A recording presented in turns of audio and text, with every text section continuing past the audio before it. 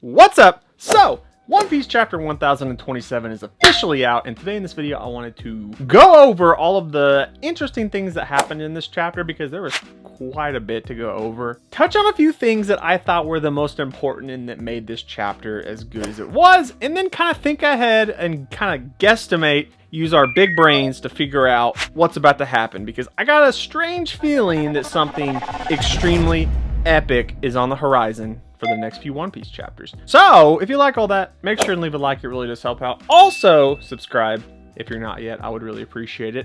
Also you can follow me on Twitter, Instagram, TikTok. All of that jazz will be very much appreciated. Okay, let's get into the video.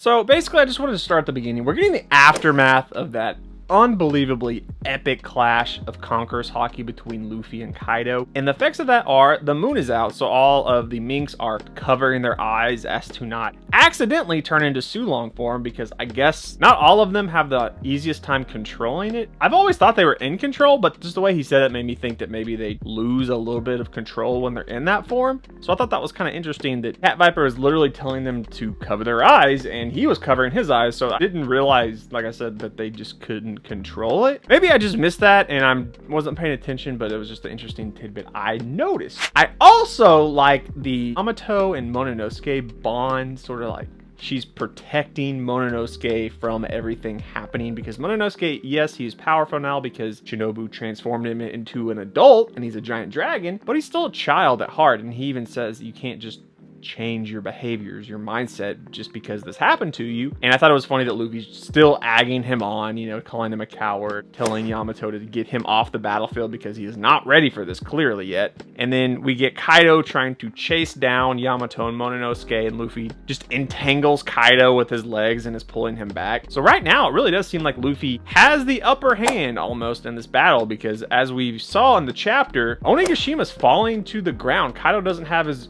flame clouds in control of it like he has had a majority of this time that it's been in the air. So all of these attacks that Yamato gave him, all of the attacks that Luffy, Kid, Zoro, and Law all gave him are actually starting to affect him now. Kaido's not just this invincible villain in the One Piece series that he's seemed to be seemingly this entire time. So he does in fact take damage, and we are finally seeing Kaido weakened in a state where he is not as strong as he normally is. And there's been some arguments that yes, Luffy fell off of Onigashima, landed in the ocean, ate some food, regrouped, and now he's on his way back up to fight Kaido, but he's still injured. They both have still taken an enormous amount of damage. Luffy has battled his way up to the top of Onigashima to fight Kaido in that ridiculous battle with Kaido. So he's not necessarily 100% himself either. So all of the talk of if Luffy does in fact beat Kaido, it will be kind of nerfed because Luffy had the chance to go down and heal, which is true, but Luffy is also taking a lot of damage and he hasn't had 100% rest yet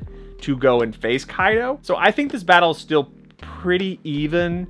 I would say it's more even now than it was, because there is a little tiny, I will give it, there is a little tiny handicap for Luffy because Kaido has had consistent damage throughout this battle on the roof of Onigashima with really no breaks, because he went from fighting Luffy and then to fighting Yamato pretty quick, so he has not really had much time to get a breather. So the fact that Onigashima is falling to the ground, the flame clouds are dispersing, and Mononosuke is going to have to step up if they don't want everybody to die and explode in the flower capital, because like Yamato said, this entire area with the weapons, bombs, guns, gunpowder, it's gonna just explode, and most likely everybody would die with this amount of firepower that is potentially going to transpire if Onigashima falls onto the flower capital. And I just thought it was a really cool touch that Mononosuke learned how to use the flame clouds and fly. And he had a little interesting tidbit where he talked about, well, my fruit's not exactly the same as Kaido's, or my powers aren't exactly the same as Kaido's, but we know in fact that Kaido's devil fruit was most likely tinkered with Dr. Vegapunk. They made a copy, and that is the devil fruit that Mononosuke most likely ate on Punk Hazard. So it's pretty obvious why they have such similar abilities and powers and dragon transformations. It's all connecting,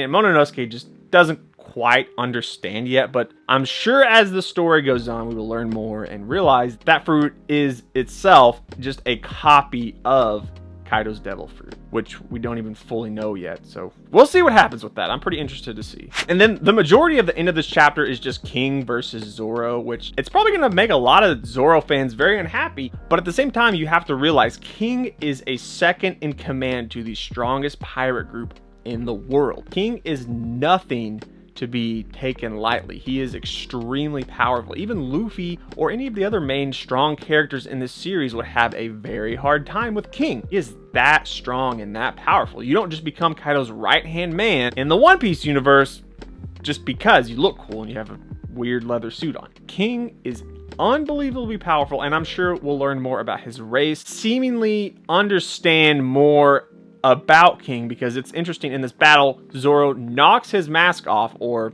part of it. He kind of cuts it, which I don't understand exactly how he did that. It must have gotten knocked off with debris, or just like part of his sword caught part of his mask. But King's face is slowly being revealed. King's backstory is slowly being revealed. Oda is taking his time with King's backstory, because I truly believe that once we learn about King's history, his backstory, his race, his people that lived on the Red Line, we will know more about the Void Century, more about the One Piece, and the grand backstory of this entire series. So the fact that Oda is teasing us little by little with King's character comes to no surprise to me specifically, because I truly believe once we know more about King, we will know more about the end game of the series, because King just happens to be that kind of character. Kaido's purpose in the story is just to make Luffy stronger right now. He is the juggernaut, big bad, strongest pirate in the world, and Luffy needs to take Kaido down in order to be the future king of pirates and be on that level with Shanks,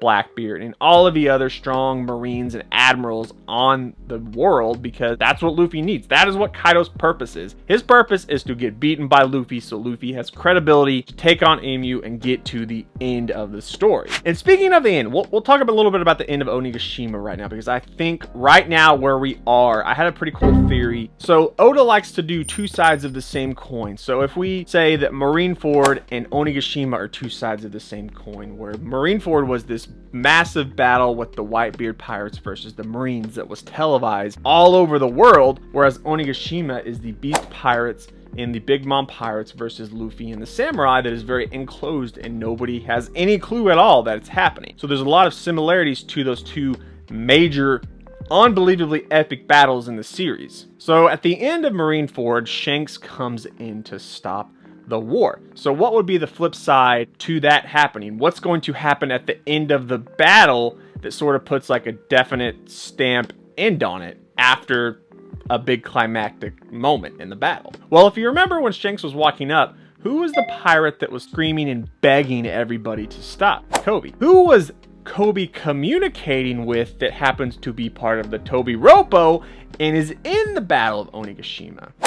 Drake. So I think right now, once Luffy gets to a point where Kaido is pretty much defeated, or maybe Luffy almost gets to a point where Kaido takes him down, I think we are about to get to a point in the story where the Navy is going to show up, or more specifically, Sword. Sword has been a secret group we've been hinted at in the series we don't know anything about. And I think that Kobe showing up would very much, flip side of the same coin with Shanks coming to save Kobe in Marineford, and with Sword being hinted at, and with Kobe speaking to Drake about secret operations, Drake telling him about the Big Mom and Beast Pirate Alliance, and Kobe telling him about everything else going on in the world. It just makes sense that Kobe with the Sword Marines, or whoever is specifically in Sword, would come in to help Luffy and crew in the Battle of Onigashima. So that is just my hypothesis, big brain theory about what could possibly come towards the end of Onigashima. And really anything could happen, it could literally go any way. The raid could fail and Luffy and them could lose and they could have a big loss. Or more likely, Luffy defeats Kaido and Big Mom probably gets away with her crew because they'll just come in and save her, kind of take her off, and she'll come into the story later on. But there's really no telling specifically right now what's going to happen. There's still way too much up in the air. There's too many tense battles going on. It could literally tip either way. But I truly believe that Kobe's going to come back into the story with Sword and a bunch of Marines and helpers to help the samurai, Luffy, and everybody with the Beast Pirates. And I think that is a good bet right now as to what could happen. Okay, I know that's a lot to take in, and if you have any feedback, please let me know down below. I would greatly appreciate it. I am going to get out of here. I will catch you next time. Peace!